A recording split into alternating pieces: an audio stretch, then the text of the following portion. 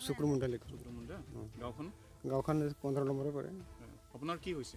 মোৰ এই চাইকেলত এক্সিডেণ্ট হৈছে। কিমান বছৰ হ'ল? এই 1 বছৰ হ'ল এতিয়া। এতিয়া আপুনি থিয় হ'ব নোৱাৰে, নোৱাৰে খোজকাঢ়িব নোৱাৰে। নোৱাৰে। এতিয়া আপোনাৰ চাউলৰ কাৰ্ড আছে নে নাই? চাউলৰ কাৰ্ড নাই, আপোনাৰ কাৰ্ড বনোৱা নাই? বনোৱা নাই। এই এতিয়া বনোৱা হোৱা নাই। বনোৱা হোৱা নাই, আগৰ পৰাও নাই? নাই। এতিয়া চৰকাৰে আপোনালোকৰ কাৰণে কিন্তু মানে অলপ অৰ্থ সাহাৰ্য আগবঢ়াইছে, সেইখিনি পাইছেনে নাই? এইটো পোৱা নাই। এতিয়া মানে কোনো খবৰ ল'ব অহা নাই? অহা নাই। টকাও পোৱা নাই? পোৱা নাই। এতিয়া কিন্তু আপুনি মানে আপোনাৰ নিচিনা দৰিদ্ৰ গৰীব মানে সকলক কি হৈছে আমাৰ চৰকাৰে 1000 টকা দিছে, যাৰ মানে চাউলৰ কাৰ্ড নাই। সেই চাউলৰ কাৰ্ড নোহোৱাবিলাক যিহেতু আপোনাৰ চাউল কাৰ্ড নাই, আপুনি পাব লাগে, হয়নে? পাব লাগে। আপুনি পালে ভাল হ'বনে বেয়া হ'ব? পালে ভালে, ভাল হ'ব। আপুনি এইটো কাম কৰক। আপোনাৰ পৰিয়াল কেইটা আছে? আমাৰ পৰিয়াল 4টা। 4টা। সৰু সৰু নে ডাঙৰ? ডাঙৰে 5জনে মানে এটা বিয়া হৈছে। বিয়া হৈছে? আপোনাৰ ল'ৰা এটা, ছোৱালী 2টা। তেওঁলোকে কাম কৰে নাই? নকৰে। কাম কৰিব পৰা হোৱা নাই?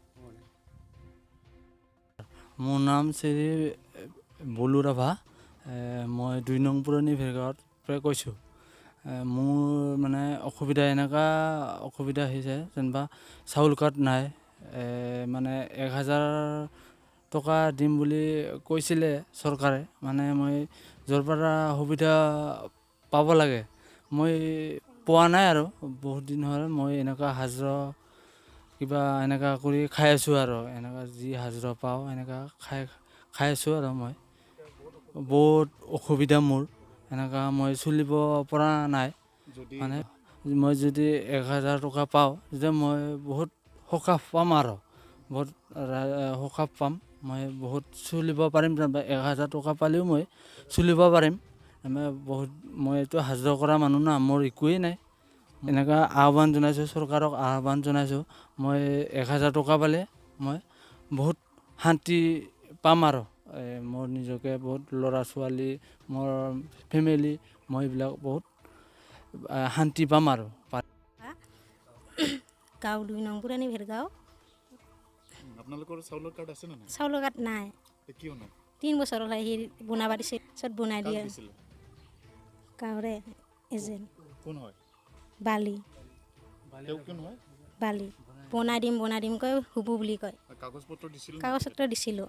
কি দিছিল? একাউণ্ট নাম্বাৰ আৰু ফটোৰ কিবা ফটো দিছিল? দিছিলোঁ। নহ'ল। কিমান দিন হ'ল? 3 বছৰ হ'ল। 3 বছৰ হ'ল আজিলৈকে মানে হোৱা নাই, নাহিল। তেতিয়াহ'লে এই যে লকডাউনৰ সময়ত প্ৰধানমন্ত্ৰী মোদীয়ে মানে দুখীয়াসকলৰ কাৰণে কিন্তু 1000কে দিছিল। যিসকলৰ চাউলৰ কাৰ্ড নাই তেখেতসকলৰ কাৰণে কিন্তু টকা সাহাৰ্য আগবঢ়াইছিল। সেইটো আপোনালোকে পাইছেনে নাই? পোৱা নাই। যে চৰকাৰে কৈয়ে আছে বাতৰিয়ে টিভিয়ে যে যিবিলাকৰ নেকি ৰেচন কাৰ্ড নাই তেওঁবিলাকক মানে 1000 টকাকৈ মানে দিয়া, এইটো মানে দুখীয়া পৰিয়ালক মানে সাহাৰ্য কৰা। কিন্তু আজি মই সেই টকাটো মানে পোৱা নাই। কিন্তু পোৱা নোপোৱাটো মই যোগ্য হয় নাই নহয়। কিন্তু মোৰ আৰ্থিক দুৰ্বল অৱস্থা, ঘৰত একোৱেই নাই, যিহেতুকে চাকৰি বাকৰিও নাই। এনেকৈ হাজিৰা ঠিকা কৰি মানে তেনেকৈ চলোঁ ঈশ্বৰৰ আশীৰ্বাদত। কিন্তু আপোনাৰ পৰিয়াল কেইটা হয়? মোৰ পৰিয়াল বৰ্তমান 4জন। গতিকে তেনেকৈয়ে মানে এতিয়া চলি আছোঁ, এইখিনিয়ে আৰু। আমিতো জানো চৰকাৰৰ পৰা বোলে অনুসন্ধান আগবঢ়াইছে, সেই 1000 টকাটো আপুনি পাইছেনে নাই? এতিয়ালৈকে মই বৰ্তমান পোৱা নাই। এইটো পাম নে নাই সেইটো মই নিজেও ক'ব নোৱাৰোঁ।